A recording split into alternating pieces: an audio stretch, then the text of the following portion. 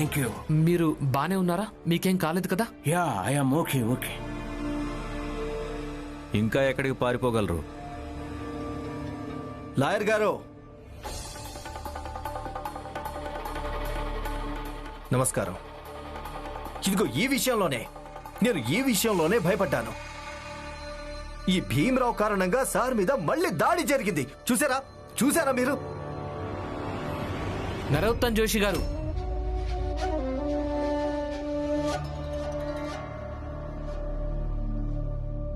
ఒక నిర్ణయానికి రావడానికి తొందరపడకండి. అసలు వీళ్ళెవరో ముఖం చూడనివ్వండి ముందు.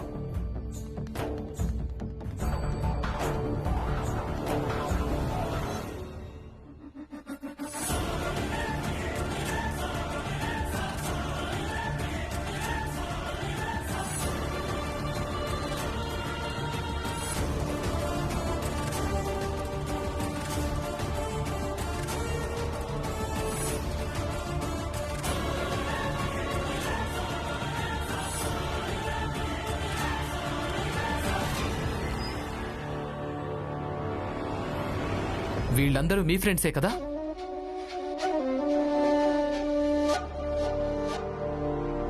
నేను మీ అందరినీ అడగొచ్చా? ఇంత రాత్రి సమయంలో మీరందరూ ఇక్కడ ఏం చేస్తున్నారు?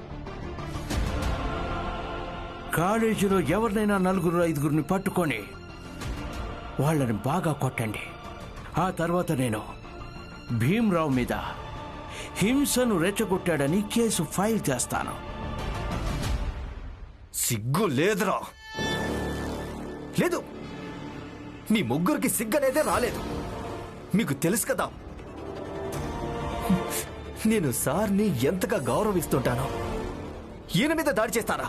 ఈయన మీద మాట్లాడండి. నరోత్తమ్,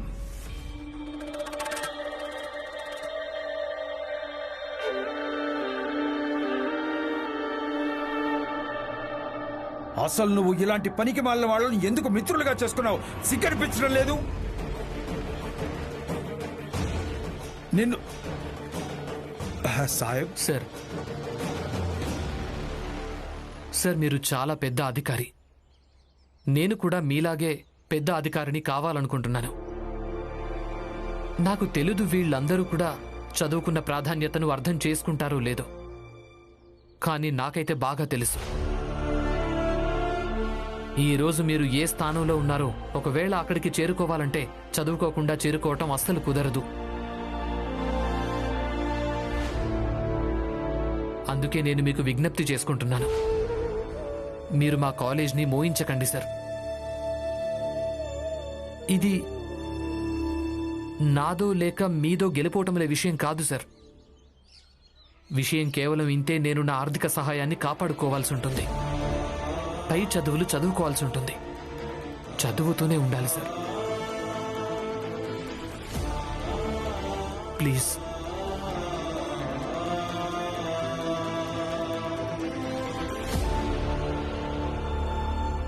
నాన్న, అన్నయ్య, పదండి.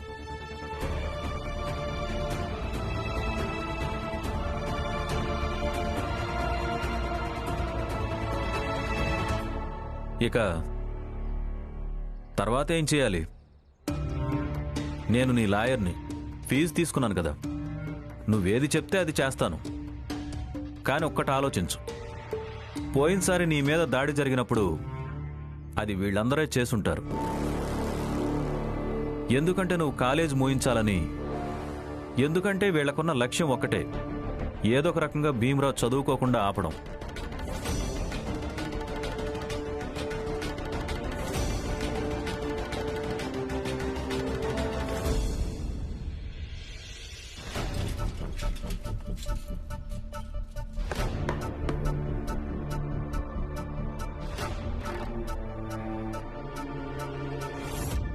ఇదిగో రమాబాయ్, ఈసారి భీమరావు ఎలాంటి అద్భుతాలు చేయలేడు. ఎందుకంటే ఆ ఆంగ్లేయ అధికారి అలాగే ప్రచండ్ దేవ్ ఇద్దరు మిత్రులు. ఆయన అంత పెద్ద వ్యక్తి భీమరావుకు ఎందుకు సహాయం చేస్తాడు? నువ్వు ఇలా ఆందోళన పడుతున్నావు కదా, దానికి బదులు ఇది ఆలోచించు.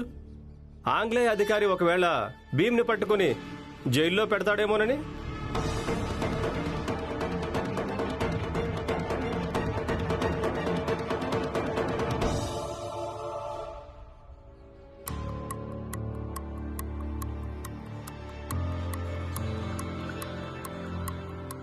భీమ్,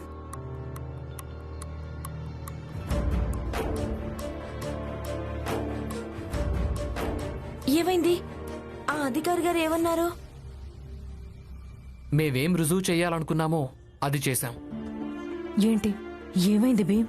నువ్వు పై చదువులు చదువుకోవచ్చు కదా బాబు. అలాగే భీమ్రావ్, నీ ఆర్థిక సహాయం ఆగిపోలేదు కదా? అత్తయ్య, వదినా, ఈ వ్యవహారం న్యాయస్థానం లోపల నడుస్తున్న కేసుకు చెందింది కానే కాదు. ఇక ఏ జడ్జి అయినా దీని గురించి ఏం తీర్పు ఇవ్వగలరు? ఆ ఆంగ్లేయ అధికారి ఇది నిర్ణయించుకోవాల్సి ఉంటుంది. ఆయన ఏం చేశాడో అది ఒప్పేనా లేక తప్పా అని. తప్పు చేశాను.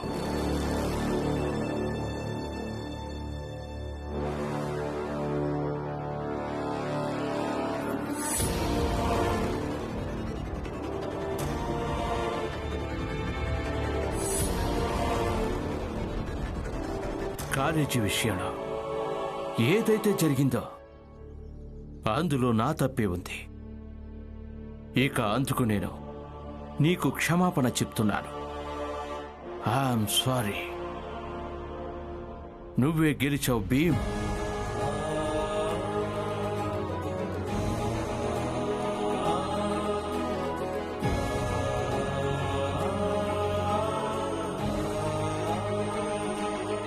కానీ నన్ను నువ్వు ఓడించలేదు. నిజానికి నీలో ఉన్న ఏ విషయం ఓడించిందంటే నువ్వు నాకు చెప్పిన విషయం. సార్, మీరు చాలా పెద్ద అధికారి. నేను కూడా మీలాగే పెద్ద అధికారిని కావాలనుకుంటున్నాను. ఈ రోజు మీరు ఏ స్థానంలో ఉన్నారో ఒకవేళ అక్కడికి చేరుకోవాలంటే చదువుకోకుండా చేరుకోవటం అస్సలు కుదరదు కదా. ఇది నాదో లేక మీదో గెలుపోవటంల విషయం కాదు సార్. విషయం కేవలం ఇంతే. నేను నా ఆర్థిక సహాయాన్ని కాపాడుకోవాల్సి ఉంటుంది. పై చదువులు చదువుకోవాల్సి ఉంటుంది. చదువుతూనే ఉండాలి సార్. ఇదిగో సాయాజీ మహారాజ్ దగ్గరికి చేరవై నీ స్కాలర్షిప్ కొనసాగుతుంది. తీసుకో.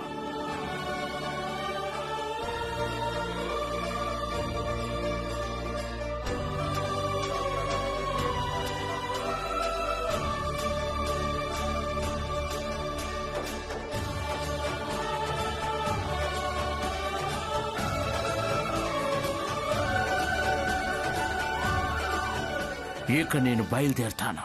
నీ సంతోషంలో పాయసం వండాను, మీరు కూడా తిని వెళ్ళండి.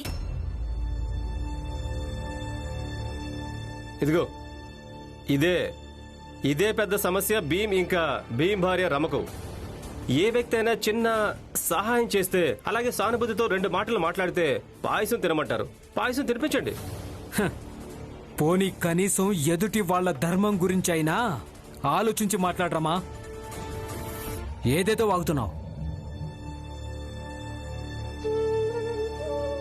మీరు క్షమించండి, నేను ఏదో అలా అనేశాను. క్షమించాలా? అలా ఎలా క్షమించాలి?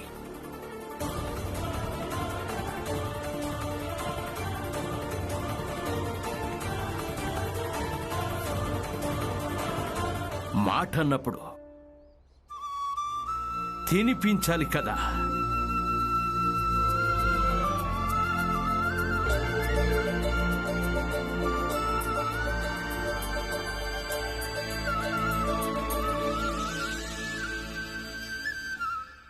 అలా గుడ్లు అప్పగించేం చూస్తున్నా? నువ్వు నాకు పాయసం తినిపించవా? వెళ్ళి తీసుకురా. మీరు నిజంగానే పాయసం తింటారా? నిజంగానే నేను పాయసం తింటాను. అది కూడా మీ అందరితో కలిసి మరీ తింటాను. వెళ్ళి తీసుకురా. ఇప్పుడే తెస్తాను. ఆగురమ్మా.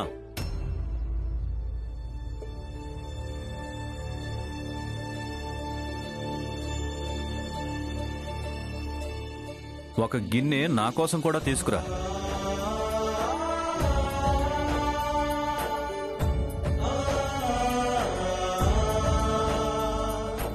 పిన్ని,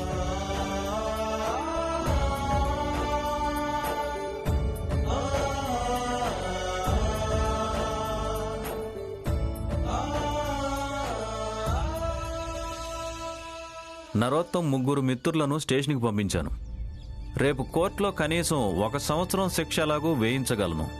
గుడ్, వెరీ గుడ్.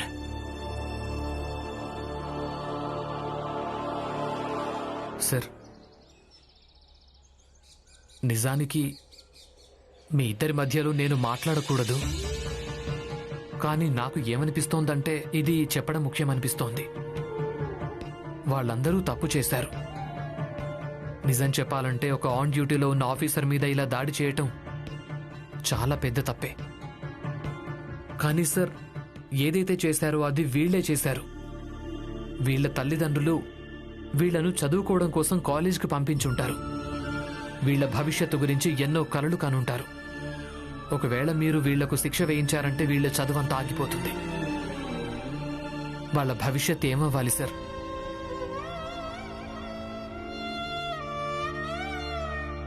నేను మీ ఇద్దరికి విజ్ఞప్తి చేసుకుంటున్నాను. వీలైతే ఈ తప్పుని క్షమించండి. You are such a nice boy. ఎవరైతే నీ విషయంలో అంత చెడుగా చేశారో నువ్వు వాళ్ళందరినీ క్షమించమని మాకు చెప్తున్నా. I appreciate you. బట్ ఈ విషయం గురించి మనం ట్రీట్ చేసిన తర్వాత మాట్లాడితే ఎలా ఉంటుంది? నువ్వు మాకు నిలబెట్టే పాయసం తినిపిస్తావా, లేక మేము కూర్చోవడానికి దాన్ని ఏమంటారు ఏర్పాట్లు కూడా చేస్తావా? బాబాయ్,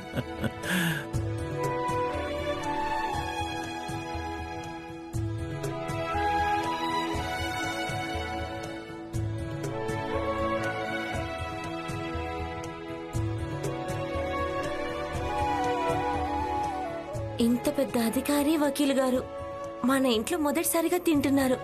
తృప్తిగా పెట్టాలి, కడుపు నిండాలి.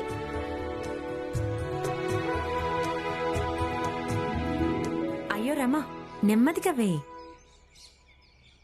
లేదు, రమ ఇంట్లో సరుకులు చాలా ఎక్కువైపోతున్నాయి. అందుకే గిన్నెలోంచి పాయసం కింద పడుతోంది.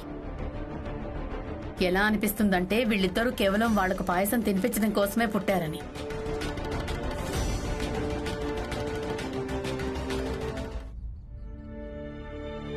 ఇప్పుడు వస్తా.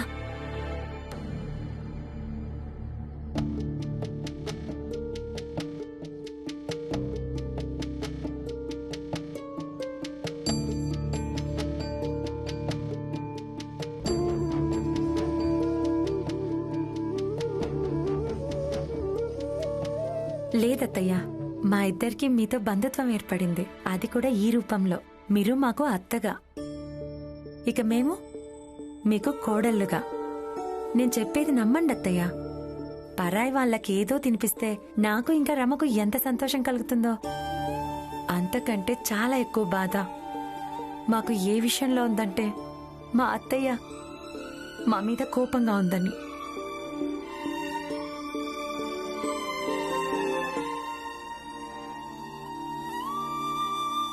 తినండి.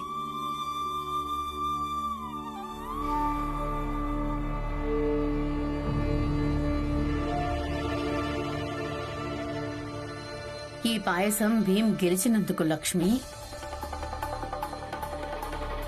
ఇక నేను చావడానికి ముందు భీమ్ గెలిచినందుకు పాయసం నా గొంతులోంచి కిందకి దిగదు.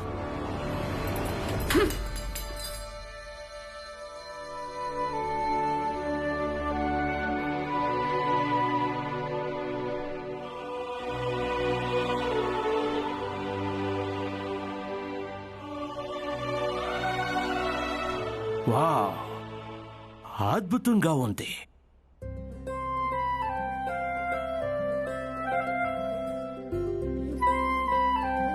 ఇందులో ఏమేమి వేశావు? సార్, కేవలం ప్రేమ. మాలాంటి చిన్న జాతి వాళ్ళ దగ్గర ప్రేమ తప్ప ఇంకేం ఉండదు.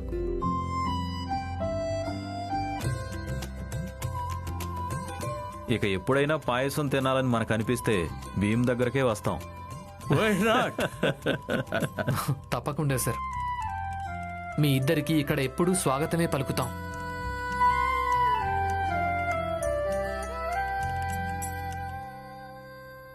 నువ్వు చదువుకొని ఎంత గొప్పవాడివి కావాలంటే ప్రతి నాయి నీకు జుట్టు కత్తిరించాలనుకోవాలి, ప్రతి వ్యక్తి నీ దగ్గర కూర్చోవాలనుకోవాలి, ప్రతి వ్యక్తి నిన్ను తాకి గర్వంగా అనుభూతి చెందాలి.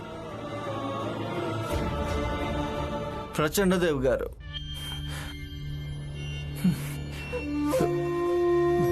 మనం ఓడిపోయాం. ఇక భీమరావు ఎప్పటిలాగే నాటకాలాడి ఏం చెయ్యాలనుకున్నాడో అది చేసి వెళ్ళాడు. నీ కోపాన్ని నియంత్రణలో ఉంచుకో నరోత్తం.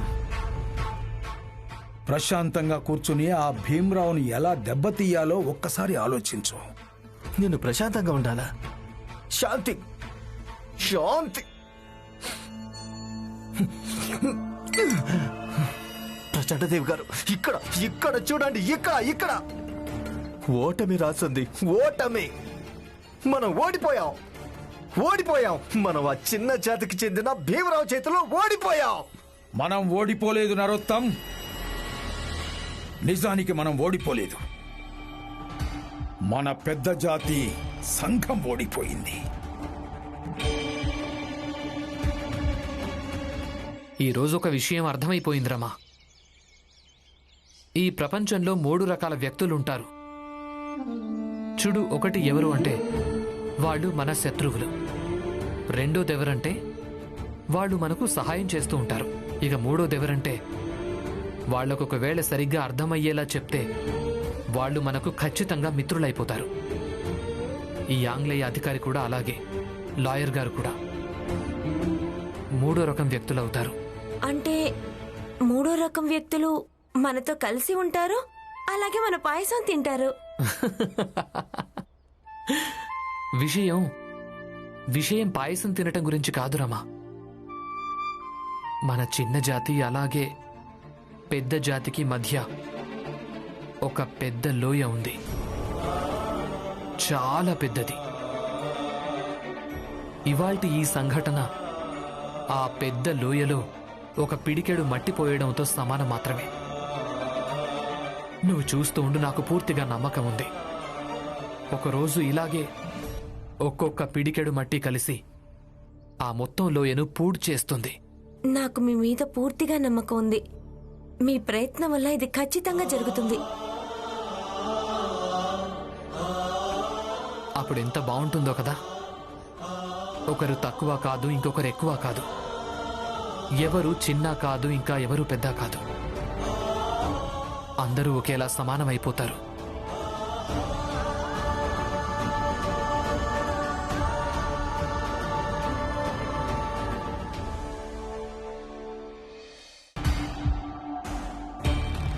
నరోత్తం జోషి ఓడిపోలేదు. నిజానికి నరోత్తం జోషికి చెందిన తరంలోని ప్రతి ఒక్క వ్యక్తి ఓడిపోయాడు. ధర్మం, సంస్కారం, సాంప్రదాయాల మీద నమ్మకం ఉండే ప్రతి వ్యక్తి. ప్రచండ దేవ్ ఓడిపోలేదు. నిజానికి మొత్తం ఈ తరమే ఓడిపోయింది. అసలు రాబోయే తరాలకు మనం బోధించాల్సిన విషయం ఏంటంటే తను ఎంత గొప్పదో ఇక ఆ చిన్న జాతి వాళ్ళు వాళ్లకున్న స్థోమతేంటో అది వాళ్లకు తెలిసేలా చెయ్యాలి. చూడు నరోత్తం, చరిత్ర రాయడం జరిగినప్పుడు ఇందులో నరోత్తం జోషి అలాగే ప్రచండ దేవ్ పేర్ల గురించి ఎక్కడా ప్రస్తావన ఉండదు. కానీ ఇది ఖచ్చితంగా చెప్పడం జరుగుతుంది, మనం ఉన్నాము అని. మనం ఉన్నాము అని, అలాగే మనం ఏమీ చెయ్యలేకపోయామని, ఏమీ చెయ్యలేదని. కానీ నరోత్తం ఒకవేళ మన పేర్లు చరిత్ర పుటల్లో సువర్ణాక్షరాలతో రాయాలనుకుంటే మనం ఏదో ఒకటి చెయ్యక తప్పదు.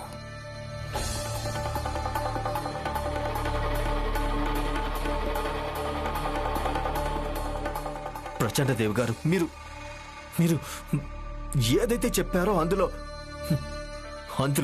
ఒక్కొక్క మాట 100% నిజమే. కానీ మనం ఏం చేద్దాం?